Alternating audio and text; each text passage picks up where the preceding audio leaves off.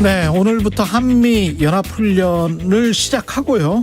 북한이 어제 미사일 발사했습니다. 추가 도발은 없을지 국민의힘 당내 이슈도 함께 짚어보겠습니다. 국민의힘 최고위원 태영호 의원 나오셨습니다. 안녕하십니까? 예, 안녕하세요. 예, 최고위원 당선 축하드립니다. 아유, 감사합니다. 예, 근데 언론은 이 정도일지를 몰랐는데 어떻게 당선 전략 같은 게 있으셨어요? 당연히 선거는 이건 게임이잖아요. 경기이기 때문에 당연히 선거 전략이 있었어요. 근데 이번 전당대회를 보셨겠지만 이번 전당대회가 흥행에서는 저는 성공했다 이렇게 봅니다. 그럼요. 근데 전당대회 전 과정은 아주 이상하게 흘러갔어요.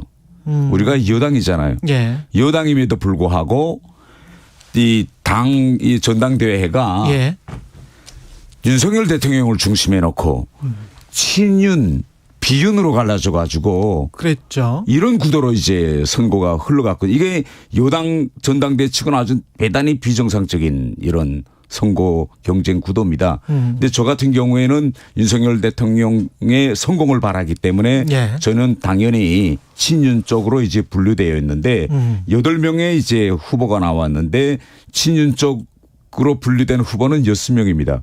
그러면 이 6명 혹은 5명이 친윤 쪽에 있는 표를 넣어 가지면 이거는 저 같은 사람은 여기에 연고도 없고 들어갈 수도 없는데 기반이 없기 때문에 저는 떨어질 수밖에 없습니다. 구도상. 근데 어떻게 되셨어요? 그렇죠. 그리고 경선 기간 내내 여론조사에서 저는 항상 뒷전에 있었어요. 그랬더라고요. 그렇죠. 그런데 특성이 하나 있습니다.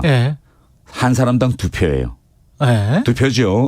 그러면 당원들이 심리를 내가 당원들을 만나서 물어보면 어떤 심리인가 하면 조직표가 가동된다고 해도 조직에서는 뭐 첫 번째는 누구 찍고 두 번째는 누구 찍으세요라고 한다고 해도 당원의 심리로서는 어차피 나는 조직체의 한 구성원이기 때문에 한 표는 조직에서 하라는 거 할 거야. 그런데 내가 왜 두 번째 표까지도 그렇게 하지? 나는 어디에 있지? 이런 생각을 많이 합니다. 그래서 나는 첫 번째 표는 내가 못 가질 거다. 그런데 그 두 번째 표를 내가 얻는 전략을 나는 써야 된다. 이런 걸로 했거든요. 그렇군요. 당원들의 그런 지점을 공략했다. 그리고 이제 탈북인 출신의 국회의원도 최고위원회 들어가는 게 국민의힘을 위해서는 좋지 않겠느냐. 그런 이제 전략으로 계속 말씀을 하셨겠죠. 그 많은 친윤 쪽 후보들은 윤석열 대통령과 본인이 지리적으로 또 소통적으로 얼마나 가까운 거냐 이런 저 선거 전략으로 같이 가는데 저는 그렇게 하지 않고 자유와 민주주의라는 우리 보수 정당의 가치관을 가지고 계속 갔습니다. 그러니까 예하면 제가 북한에서 기득권으로 있다가 그걸 포기하고 자유민주주의를 위해서 여기 왔습니다.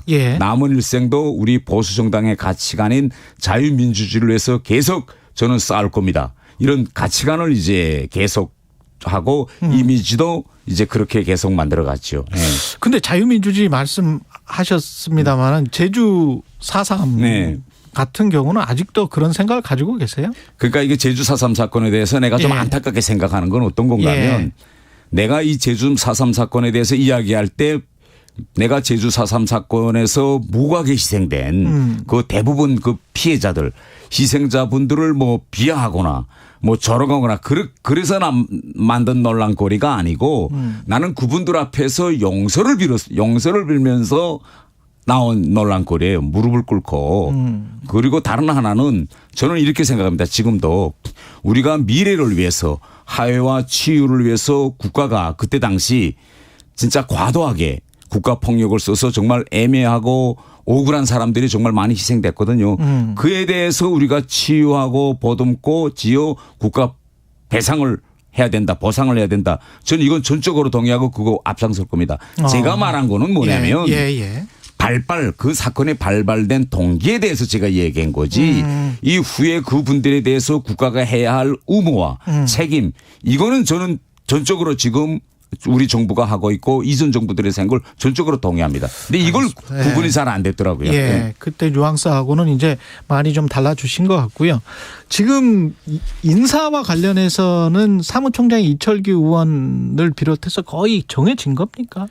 현실적으로 언론에서는 많이 그렇게 얘기들 하시는데 내부적으로 우리 최고위원이나 최고 지도부에서 이렇게 하자라고 공식적으로 논의된 건 없습니다.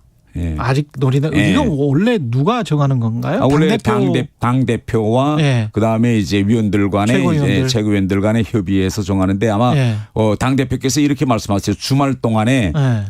본인이 많이 좀 생각해보고 좀 여러 사람들과도 토의도 해보겠다. 근데 예. 오늘이 월요일이잖아요. 그럼 이제 오늘 발표하는 거 아니에요? 오늘 예. 아마 이제 저희들이 공식 발표 전에 또 8시 반에 이제 비공식 좀 미팅이 있습니다. 그런 여러 이제 논의 결과가 있기 때문에 거기서 충분한 논의를 걸쳐서 발표될 거다. 저는 혹시 이렇게 의회 인사도 있나요? 천하용인 관련한 또는 이준석계 관련한 네. 깜짝 발탁 뭐 이런 것도 있습니까? 그건 제가 여기서 서둘러서 뭐 있다 없다 이렇게 그래요? 공부하는 거. 예. 그래요?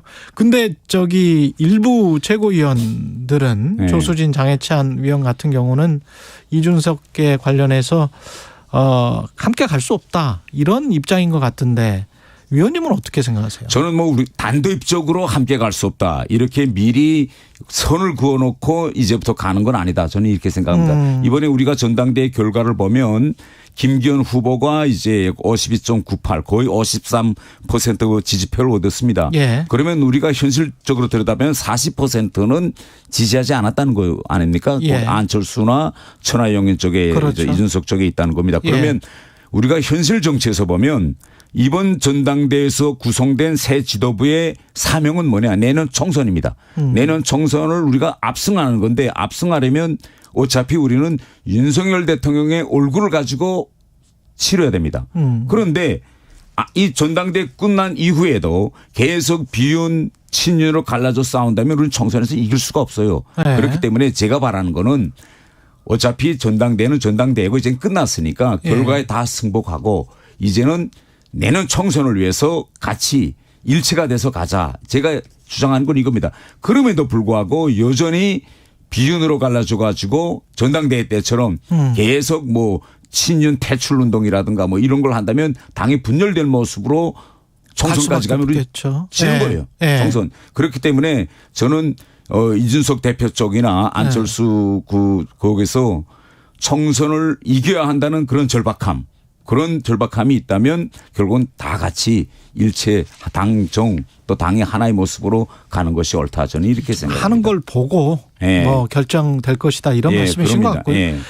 오늘부터 한미연합훈련이 시작되는데 그 북한이 어제 미사일 발사한 건 어떤 의미일까요? 아주 이번에 보니까 아주 흥미있는 일이 하나 딱 있어요. 어떤 일인가 하면 이번에 오늘부터 시작되는 이 한미연합훈련은 지난 5년 동안에 하지 않았던 훈련입니다. 지난 5년 동안 문재인 정권 때는 코로나와 또 북한과의 관계 이런 걸 고려해서 대대급 훈련만 했습니다. 그런데 오늘부터 지금 하는 건 전역 훈련이에요. 무슨 훈련이요? 전구. 전역. 전역적인. 이건 가령 전쟁이라는 시나리오를 가상해 가지고 하는 훈련입니다. 북한 전역에서 전쟁이 일어날. 한반도 전역에서 하는 훈련, 전쟁을 가상하고 이게 대단히 달라졌습니다. 그러면 통상 이런 훈련을 할 때는 북한은 어떻게 대응했는가 하면 북한도 전역 훈련을 했어요. 이걸 북한에서는 군단급 훈련이라고 합니다.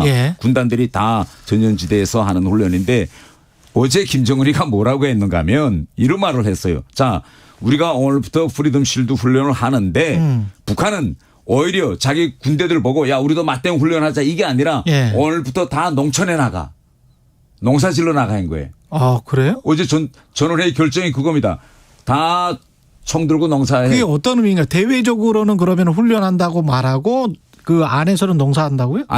농사질러 다 나가 하면서 뭐라고 했는가 하면 북한이 가지고 있는 억제력을 효과적으로 이용해야 된다. 아주 새로운 표현이에요. 그러니까 이게 뭔가 하면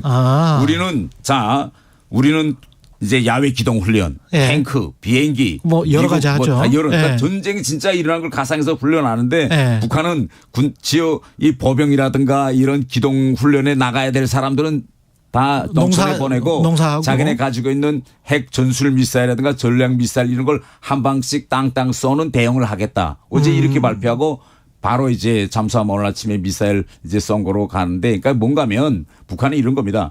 재래식 무력에서는 이제는 안 된다는 게 인정해. 안 되니까 한미 연합훈련과 같은 훈련을 이제는 할 힘도 없고 기름도 없습니다. 대신 우리한테는 핵이 있어.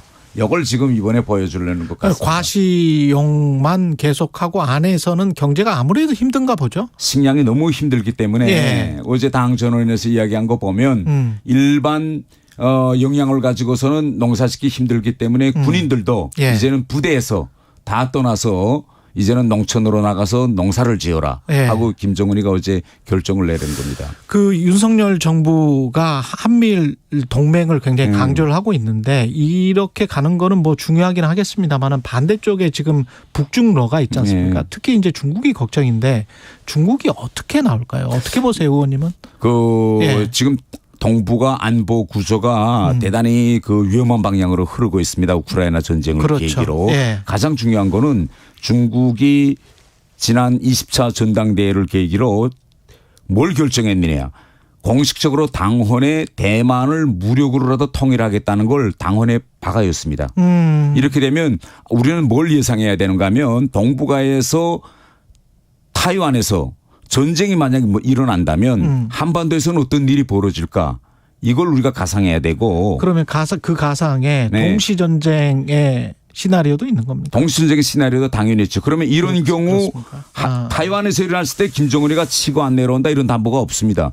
그래서 지금 우리 정부도 한미일이라는 이 삼각 군사연합체 협력을 지금 가속화 지금 빨리 해서 적어도 한반 이런 중국이라는 그런 타이완의 이 긴장으로 인해서 한반도의 평화가 무너지는 근데 이런 우리가 구조를 거기에 막아야 되죠. 너무 개입을 해버리면 우리가 중국이 개입하는 게 아니라 예. 어떤 구조인가 하면 지금 예. 타이완에서 진짜 중국이 무력을 썼다 예. 하면 타이완에서 제일 가까운 데 있는 미군 무력은 한반도에 있어요.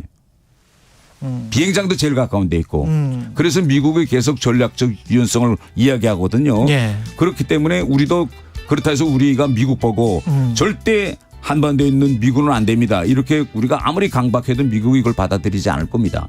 그렇기 때문에 우리는 만약에 그런 상황이 오면 그러면 예. 그때 우리는 이 현실 안보 구조를 보고 여기 대응하는 구조를 짜야 됩니다. 우리가. 10초밖에 안 남아서 여기서 끝내야 되겠습니다. 예, 나중에 또 오셔서 이야기 나눠주시기 바랍니다. 고맙습니다. 국민의힘 태영호 최고위원이었습니다.